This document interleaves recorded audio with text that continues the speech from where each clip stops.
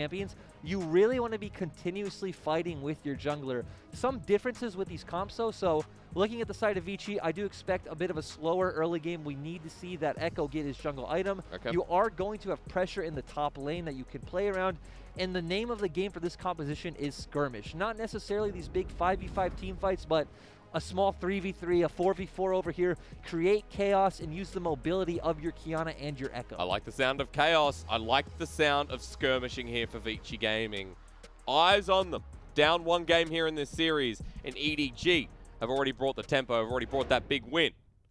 See if they can continue all the way. 3-3 on EDG, 2-5 on Vici Gaming. EDG red side, and back on Scout's set. Yep, and look, speaking of Scout's set, looking over to EDG's comp, we just set up Vici really want to skirmish. EDG are a lot more about these full-on 5v5s when you have these really big meat wall in your 4 bruisers, 4 tanks, and a Varus. Colonel's thinking about this one. What do you think about the Colonel's prediction here? So what he does is, I was told by Clement, he takes the compositions of both and he talks about the strongest point for each team. He believes Vici in the early game have a good, strong point. We did talk about that Vici do have stronger skirmishing champions, which in the early game you don't typically see these full-on 5v5s, so Vici will come out ahead, especially when you have stuff like the Renekton, but EDG going for an invade with their Braum. My boy might be called out. Winter's Bite is there, starting with the parallel convergence from Ike's. Red buff is sitting there and waiting. It's 1 minute 45, and no jungler has started a camp. Yeah, I want to see what Ike's does here. Typically, you would see a champion move over to their, let's say, Raptors or their Wolves, but you really can't do that when you've started your W on Echo. Well, Forge is nearly dead in lane. He has Electrocute versus Conqueror on Scout, and because of that, Junjia can just push in. Let's go. Drink something, but is about to get slowed down. Parallel convergence doesn't hit, but the shield comes through. Junjia hits right back. No jungler has started their camp. Ike's can't start his camp. We talked about you don't have any solo wave clear with your W. It is very hard. He can move over to something like his Wolves or his blue buff, but he will have to blow his smite.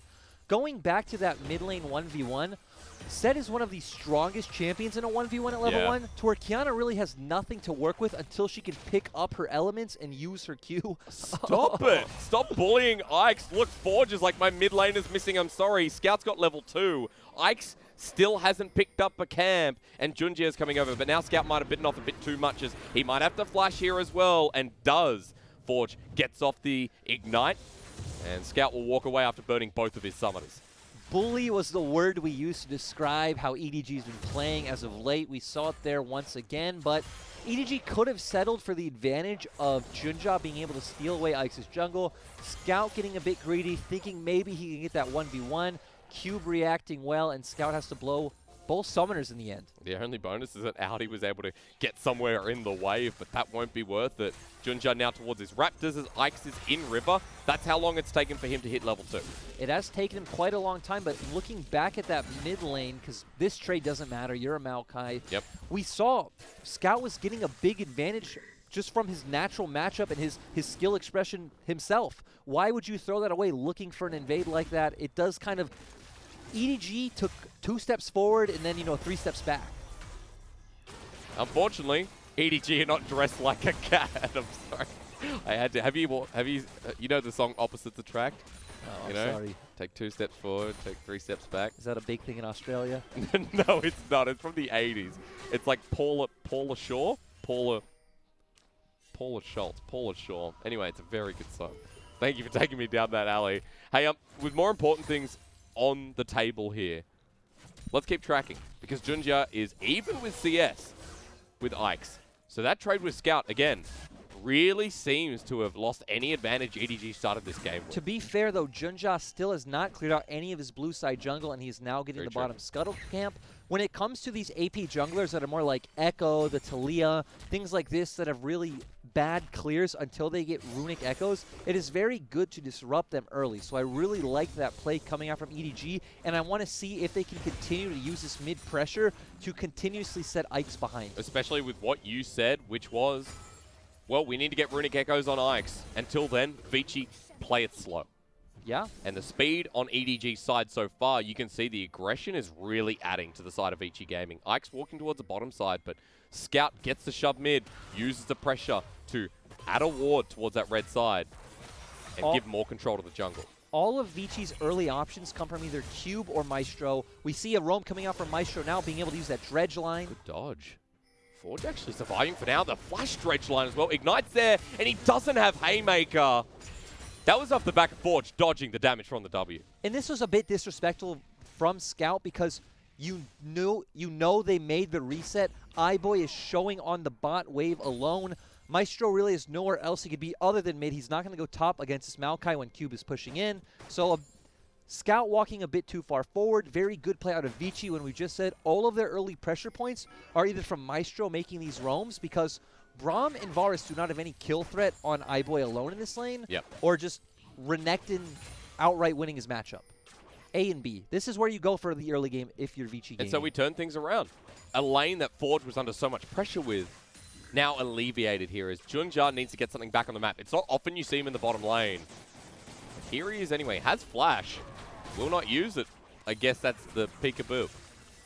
2 games in a row now we say typically you don't see Junja in the bottom lane, but this series EDG are changing it up. Yep. They're putting Audi on losing top laners and saying, hey, we're going to play more around mid, we're going to play more around bot. We are all inning on Hope this game, and maybe it's them saying, hey, we're familiar with iBoy. If we can set him behind, Vici can't win. Well, putting Hope in a winning position, I mean, before, that's what we saw a lot here with Jeje. iBoy going to be burnt out a little bit, so in the 2v2, it's a small win for EDG, but meanwhile, Scout in a bad position again. That ult doesn't connect. It would have gone into the parallel convergence, so Scout just walks away. That's 1 against Forge as Maestro's caught out here, and guess what? He's dead. Okay, Junja doesn't want to give it to Hope, so first kill of the game over to EDG. Yeah, we didn't see how that started and how Maestro got in that position, but really good play coming out from EDG, but a bit of a mechanical misplay with that supreme display of talent from Forge. And Scout still without flash in the mid lane. That's a good face breaker, but can he kill Forge? Is the answer? No. But boy, oh boy, was that close. It's nice to see teams changing things up because we saw game 1, Vici struggled so much when Forge got set behind. Are we even going to get to the fight at this stage? We've just got so much skirmishing on the side of EDG and Vici. And again, we said skirmishing is the name of the game for Vici. So if you can make this a bunch of 2v2s, 3v3s, 4v4s, you feel good with this Kiana, with this Echo. And with the Echo, that is well on his way to Runic Echoes. Oh no, I see what I've done. But Ike's using the flash in that last trade, and he's also got a kill to his name now. And Hope really just bullying this matchup after all the jungle attention he's gotten from Junja. We see that CS lead coming out in the bot lane, and now he's even opening up an experience lead. Hope is going to hit level 6 much before iBoy, and then you have a lot of threat from that Varus ultimate. You see that Mako's just so oppressive as well with the Braum. Look at where iBoy is, still walking to lane. He's nowhere closer. This next wave is going to be crushing in. And Maestro's struggling to defend. 20 CS now as Hope looks to reset. And the conversation in the first game and over this series has been the old AD carry versus the new. EDG had Hope on the wings for ages, and iBoy was the only one blocking it. Yup, EDG once again showing that Hope was a good investment. It's a good thing they didn't go out and buy some kind of star AD carry. They believed in this guy, and they are giving him the resources.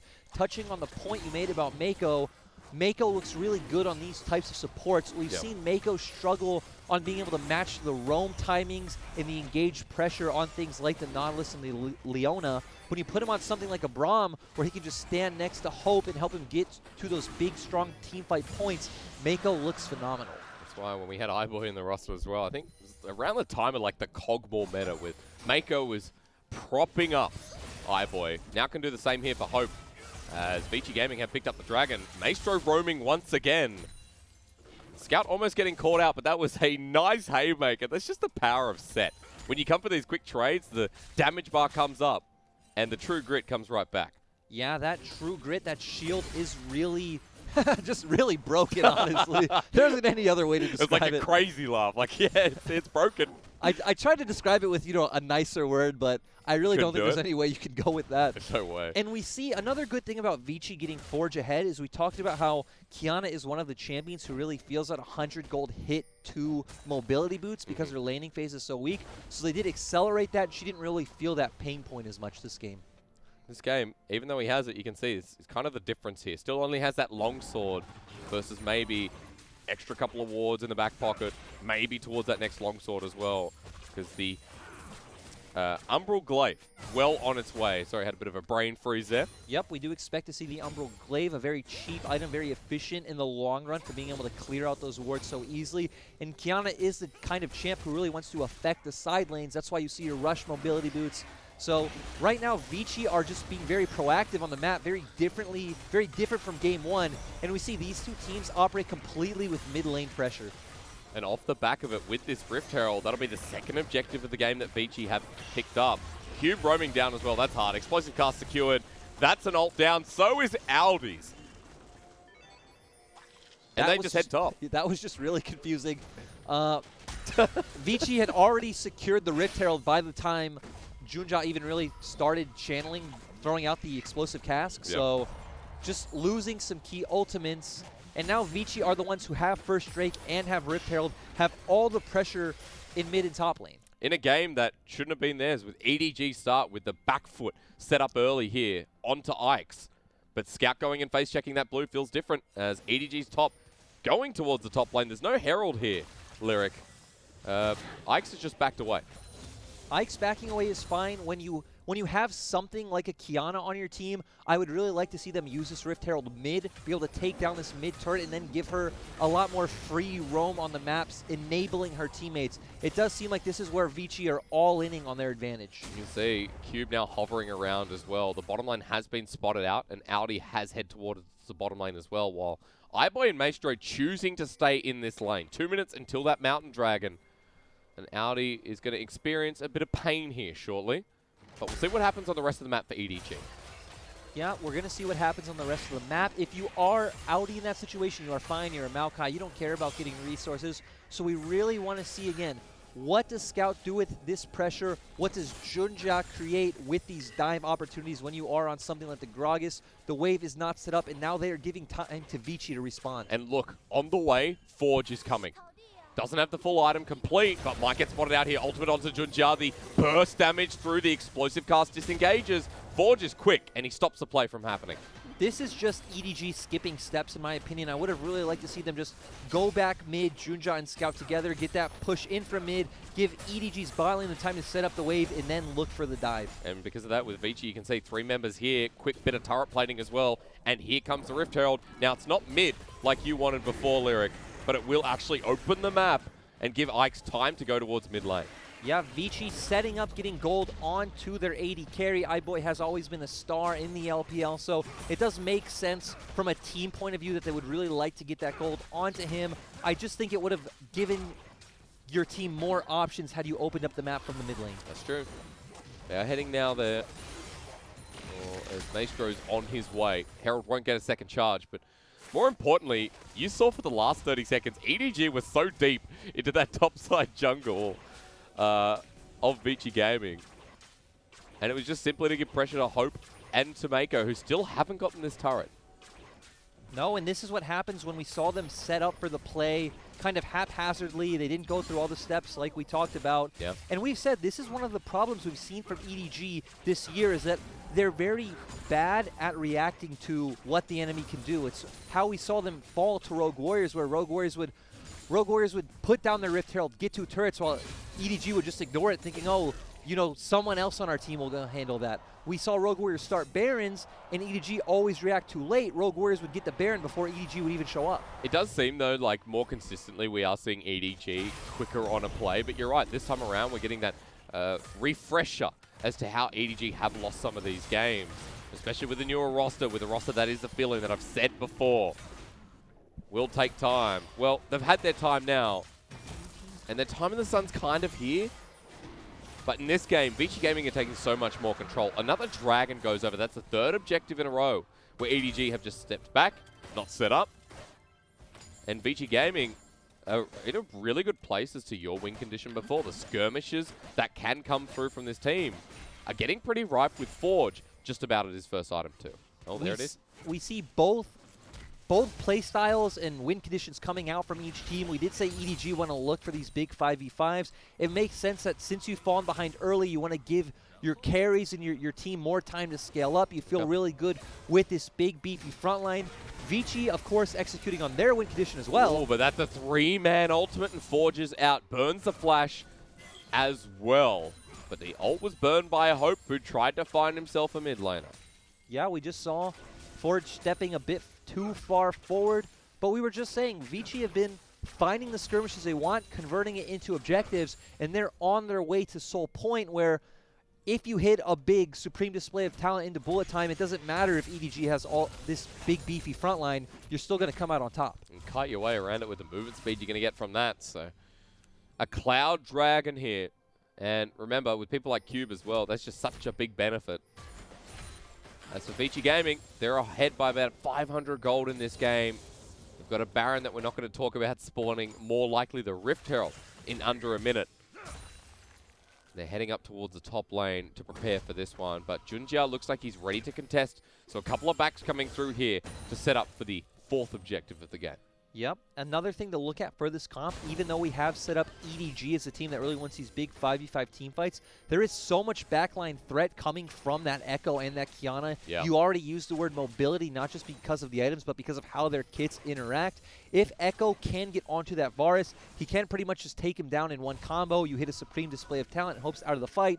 We saw this with Suning the other day, where they tried to draft 4 tanks and put Huanfeng onto the Varus himself. Yeah. It didn't work. It didn't work out. It did not work out. That was a bit of a different story. I mean, that game was like similar in a way where everything was thrown out the window towards one fight. And one fight that Suning didn't win. But more importantly in this game, when you talk about that backline, I mean, look at what Ike's is building. Towards that win condition, that will be a proto belt soon enough. And that Echo is going to be such a threat. And even with Blade of the Ruined King, the movement speed you get, everything seems to be working out here for Vici. And with Cube on the sideline right now, he has teleport, he has level 11. EDG don't care. They're going to be starting up this Rift Herald. And it's up to Scout and Junjia to get this one kicked off. We do see pings coming up from EDG in the mid lane. We've already set this up. The 2 big things to look out for are Ikes and Forge, just like in the last game. Can he get a big supreme display of talent? Can Ikes get onto the backline threat of Varus? Well, are they even going to fight? Because, I mean, Cube is walking up here. The Herald's going to be secured. That one just given away. And EDG get a bit more time in this game to get towards that condition we talked about. So down it goes while Vici get mid-priority and maybe a Maokai. Quick stun there onto Aldi, but 4 people strong here. Vici can't continue the push. Vici did throw out pings to contest that Rift Herald, but it does seem like they just realized too late, got those resets done too slowly, and weren't able to get there in time. EDG come out ahead and don't lose anything for it. Yep, because Cube walked all the way to that play instead of continuing the push, adding pressure on the map. So Herald's going to be dropped mid here. Now, will it get the most out of it? EDG moving the rest mid, and hey, there we go. Now this feels more at home in the series, right? Look how many people we got mid again. EDG should be able to take this turret. Chain Corruption onto iBoy. He has to cleanse to get out of there. Summoner down once again. Ike's half health. Turret does go down. EDG get it, but still a gold lead here for Vici Gaming in Game 2. Forge showed on the top lane, so it did make sense for EDG just to drop that Herald and take that turret. It isn't going to equal out to much pressure on the map, but a bit more gold in their pockets is always nice. And again, let's just come back to EDG. When you talk about 5v5, I go, okay, well then I want time if I'm EDG. And that Herald, that open mid, gives a bit of time back over to the side of EDG.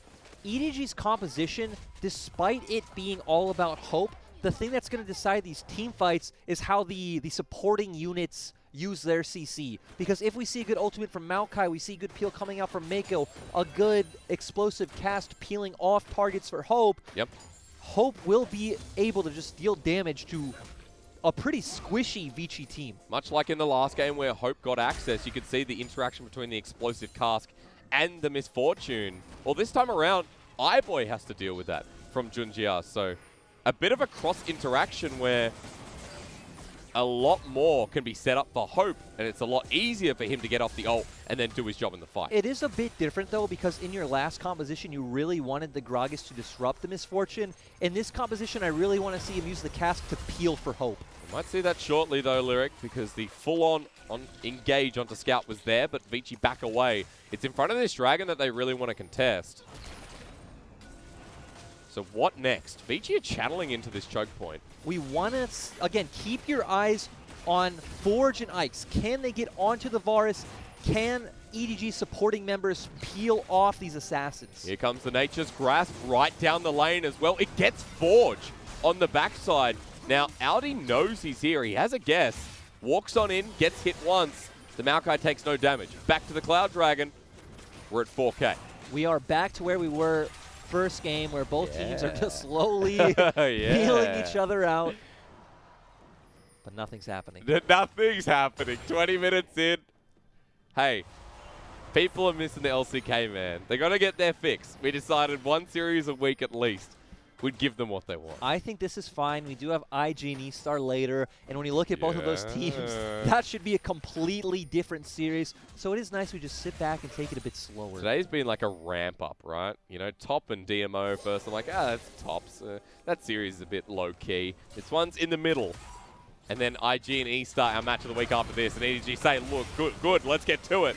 Excuse me, as Maestro gets pulled back in. The explosive cask was there, but now Mako caught out, has to flash away while the Kiana comes behind, gets the slow onto Mako with the ulti, but is it enough? The bullet time through the middle as well. EDG have been routed, and Scout only now pulls the ultimate out. It's a good haymaker, but not good enough to kill Maestro. 3 for 1, fight to Vici.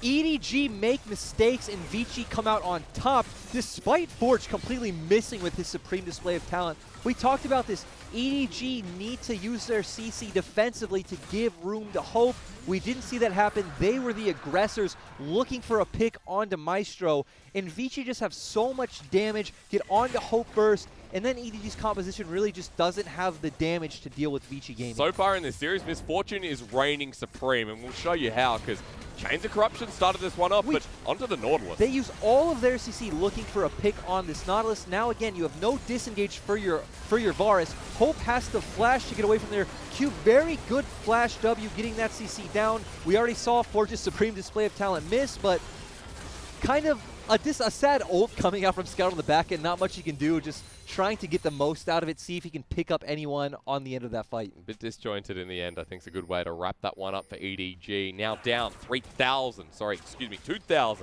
gold here in the second game. And at a very good point is iBoy. 2 items, IE and Essence Reaver after that fight. Almost second lethality item for Forge here as well.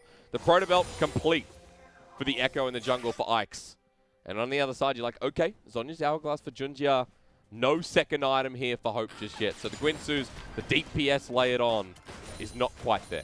Right now, EDG's carries are falling behind in terms of items and damage. We see this Misfortune is going to start hitting like a truck with her 2 BF sword items. Echo is at that strong point. He has the Proto Belt. He's going to be able to get onto that backline very easily. When you look at Hope's chances, you say, okay, guys, I need a bit of help. Robo Colonel comes in with a big 70% thumbs up. He does this, you know. Another good point for Vici going into the next phases of this game is you will have pressure in your side lanes from that Renekton. He will be always able to push the bot lane in it and move. Same with the Kiana, so we want to see them aggressively looking for vision in EDG's topside jungle. Which they're doing right now. I mean, they've already cleared out the pathway into it. A couple of deep wards here that they have to get rid of on the side of EDG. And Baron lit up like a blue Christmas tree for Vici Gaming. EDG going to struggle to get towards this one. It's good to see Vici Gaming exerting control, even trying to get something off a Scout in the top lane. On the side of EDG, you have 2 real options at this point. You can either just give up what you can. You know, if they keep making aggressive moves to this top tower, you just back off, you keep scaling, and wait for, let's say, 30 minutes where you feel more comfortable to take a fight. Or they can just have Maokai leave that bot lane, make his way up, and overload for a 5v4 team fight in the mid lane and say, hey, Cube, you can take the bot turret, or you're going to TP in too late, and we're already going to kill your team. He's walking there now. Actually just stole away the Gromp, which was a cheeky thing. I'm surprised that Audi actually has more CS than the Renekton. not often that you say, good job, Maokai. Audi also has been left more to just farm the side lane, where we've really seen true. Cube constantly making moves to his team, using his pressure. So it's been good from him. We saw a really good performance from Cube coming out from Demacia Cup. We were really hyped for this player coming into LPL, and he's shown flashes of he can be a really strong top laner and a carry that this team needs, but the instability from the jungle position has really prevented him from doing that with, you know, Vici switching between Ikes, Chieftain, Ikes, Chieftain, Ikes. We saw Cube last year. I mean, he turned 18 in the LPL on his first ever game day. So Cube was this speculative top laner where we thought he could be good, but he's not at that level just yet. He's getting more playtime, he's getting more experience on the stage. That's what's important here. And I'd say the same with Ikes, who debuted last year. Ikes over Chieftain right now, looking a lot better, and has a lot more wins under the belt, but hold that. Forge might be in a bit of trouble here as he gets pulled back, but Scout now, the one in trouble without a shield. Good turnaround here from Vici. Maestro walking up, though, in the middle of 4. He has the stone plate available. He's turning it around. Hope gets ulti, but it's outside the realms of the bullet time. EDG turn. They find one. They change the Corruption Cube. He gets explosive cast away. That's not the ult you want. Vici might be forced out, but Cube's still alive. Scout was the one who aggressed that play. We saw he had no damage onto Forge. Vici picked him off easily, and then miscoordination coming out from the side of Vici with Maestro going in a bit too early before Cube even got there, and it ends up being a one-for-one trade, and you're feeling pretty good if you're EDG. Yeah, off the back of what was, oh man, my setup didn't work. You're in front of Dragon now. You've got Maestro coming up, but they have to reposition on the side of Vici Gaming. There's 20 seconds until this is up, and EDG have full bottom side priority. We want to see EDG set up these control wards and get vision on the Dragon.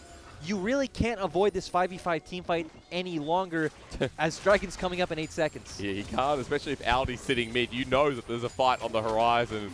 Boys, we back to the China ARAM once again. 5 members in the river, 5 entering the river now from Vici Game.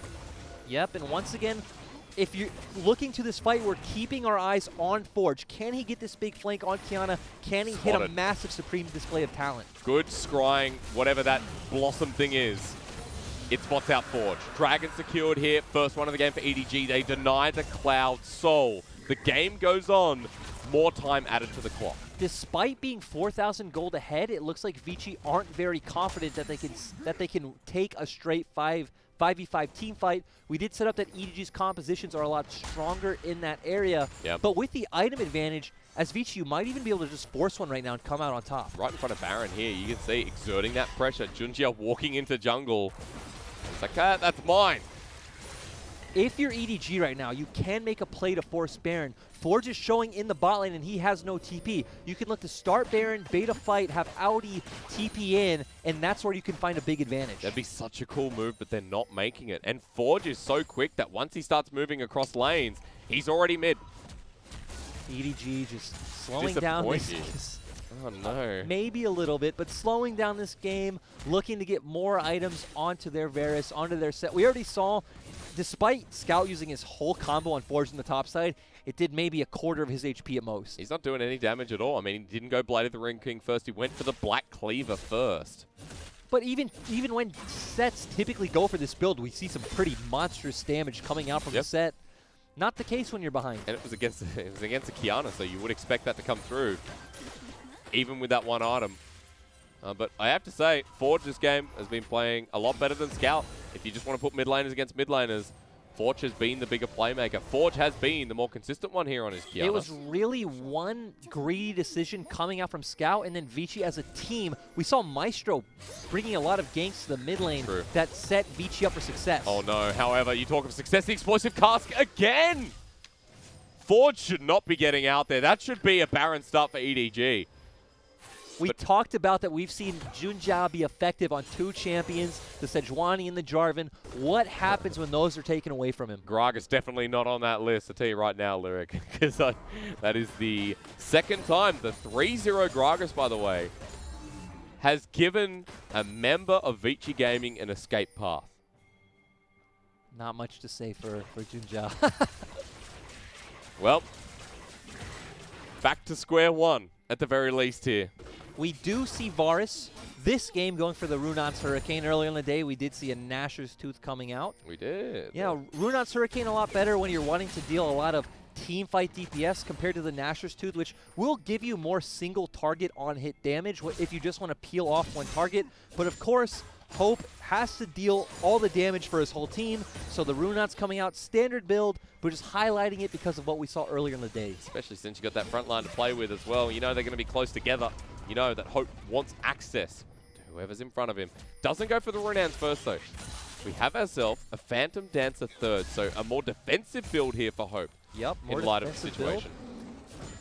The build itself, I don't know if it makes much sense when you think about if someone from Vici Gaming gets on top of you, you probably are already dead. You do need to rely on, again, Mako, Junja, Audi to peel off these targets for you. If Ike's and Kiana get on top of you, he's dead. Yeah, lights out. All right. Well, if you don't like it, then I don't like it. But Vici like Baron. I'm not saying I don't like it. I'm saying there might have been a better option. Okay. Look, I'm with you. Hey, but meanwhile, while that Baron's getting done, Junja is in the bottom side. Baron is going down. It's not quick, but it's happening. And we've talked about that Vici have always been slow when teams make plays like this. But Vici don't have the damage. Echo, Kiana, these are not high DPS champions that could rush down a barrier. Ignore me. I was super excited. But yeah, it just almost died. And Barrett didn't even go down past half health. Bit of a comical series so far. Comical in a very positive way. But EDG are like, okay, none the wiser. Now there's a ward in the back of the Baron pit that has to be cleared by Vici. And there's a Cloud Dragon coming up in 45 seconds. So after that, reset comes through from Vici. They're heading towards the bottom side. But EDG are already here waiting. But Vici do have pushes in their side lanes. They will be denying. Oh my god! That's the three-man parallel convergence! Too easy for the side of Ike's. And EDG walked willingly into it. They reset to kill the whole of EDG with only Scout left alive. Ike's coming up huge with that parallel convergence. We did say in this Vici comp, Forge and Ike's were the players to keep your eyes on, and they're showing up huge on these two Assassin solo QS champions. That was the biggest Echo W I've ever seen in my casting career. 10 seconds on big carries here. Can they just end this? Or is it too early? That's a good question. They're trying. 8 seconds until Hope comes up. Scout's here by himself. First Nexus turret's going down, and look at the damage. It's going quick here. Scout gets the ultimate. Both Nexus turrets are down, while Ike is trying to get the damage onto the Nexus, but one kill goes down, and another. Can we find the end here? That's what Vici are asking, and Ike says yes. He ends the game with both the fight